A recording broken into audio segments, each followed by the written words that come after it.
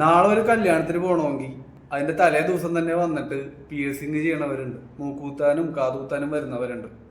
മൂക്കൊക്കെ കുത്തിയ ഉടനെ തന്നെ ഒരുപാട് ഫാൻസി ആയിട്ടുള്ള വെയിറ്റ് ഉള്ള ഏതെങ്കിലും ഫാൻസി ആയിട്ടുള്ള മൂക്കുത്തിയും ഇയറിങ്സ് ഒക്കെ ഇട്ട് കൊടുക്കാനായിട്ട് ആവശ്യപ്പെടുന്നവരാണ് കൂടുതലും.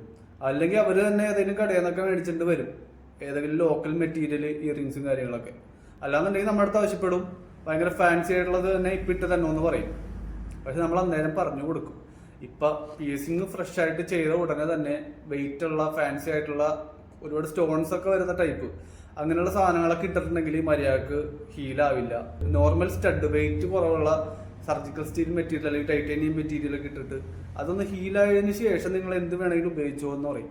പക്ഷെ ധൃതി പിടിച്ചതൊന്നും കേൾക്കാണ്ട് വളരെ ഫാൻസി ആയിട്ടുള്ള സാധനങ്ങൾ അപ്പം തന്നെ ഇട്ട് കൊടുക്കണമെന്ന് പറഞ്ഞാൽ ആവശ്യപ്പെടുന്ന ആൾക്കാർ കുറേ ഉണ്ട്. അങ്ങനെ ഈ ധൃതി പിടിച്ച് ചെയ്ത ആൾക്കാർക്ക് ഒരു 80% ആളുകൾക്ക് അവർ ചെയ്ത പിയേഴ്സിങ് ഇൻഫെക്ഷൻ ആയിട്ടുണ്ടാവും, അല്ലാന്നുണ്ടെങ്കിൽ ഒരു പിമ്പിൾ പോലെയൊക്കെ അവിടെ വന്നിട്ടുണ്ടാവും. അല്ലെങ്കിൽ ഹീലാവാൻ കുറേ നാളിങ്ങനെ ഹീലാവാതെ തന്നെ ഇങ്ങനെ ഇരിക്കും. ഒരുപാട് കാരണം ഇതിനകത്തുണ്ട്.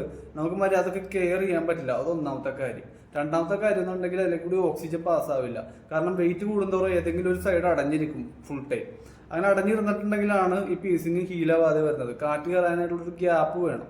അപ്പം നോർമൽ വെയിറ്റ് കുറവുള്ള സ്റ്റഡൊക്കെ ആണെന്നുണ്ടെങ്കിൽ നമുക്ക് രണ്ട് സൈഡിലും ഗ്യാപ്പ് കീപ്പ് ചെയ്യാൻ പറ്റും. അതാകുമ്പോഴേക്ക് നമ്മൾ ഷവറിംഗ് ഒക്കെ കഴിഞ്ഞിട്ട് നമുക്ക് സൈഡിൽ വെള്ളമൊക്കെ കെട്ടി നിൽക്കും. അതൊക്കെ ഒരു ബഡ്സ് വെച്ചിട്ട് നമുക്ക് ക്ലീൻ ചെയ്ത് നല്ല ഫ്രഷ് ആക്കി മുറിവ് ഡ്രൈ ആക്കി എടുക്കാൻ പറ്റും. ഫാൻസി ആയിട്ടുള്ള സാധനങ്ങൾ ഇട്ടിട്ടുണ്ടെങ്കിൽ മുടി ഉടക്കും, അല്ലെങ്കിൽ വെള്ളമൊക്കെ തങ്ങിയിട്ടുണ്ടെങ്കിൽ അതിൽ ക്ലീൻ ചെയ്യാനുള്ളൊരു ഗ്യാപ്പ് ഉണ്ടാവില്ല.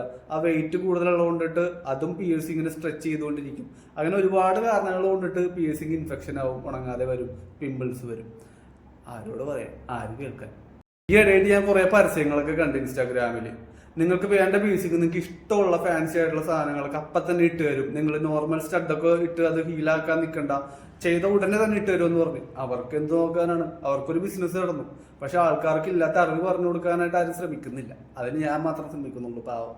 അപ്പൊ എന്റെ പൊന്നു നാട്ടുകാരെ, നിങ്ങൾ ചെയ്യേണ്ടത് ഇത്ര മാത്രം. പിയേഴ്സിങ് ചെയ്യുമ്പോഴേക്കും അധികം ഫാൻസി ആയിട്ടുള്ളത് ഇടാതിരിക്കുക.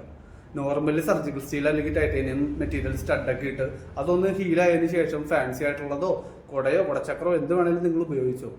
അല്ലാന്നുണ്ടെങ്കിൽ നമ്മൾ പീസിങ് ചെയ്തതിന്റെ കുഴപ്പമാണെന്നും പറഞ്ഞ് നമ്മൾ തന്നെ ഈ കുറ്റം ഏറ്റെടുക്കേണ്ടി വരും. അതുകൊണ്ടിട്ടാണ്. വണക്കം.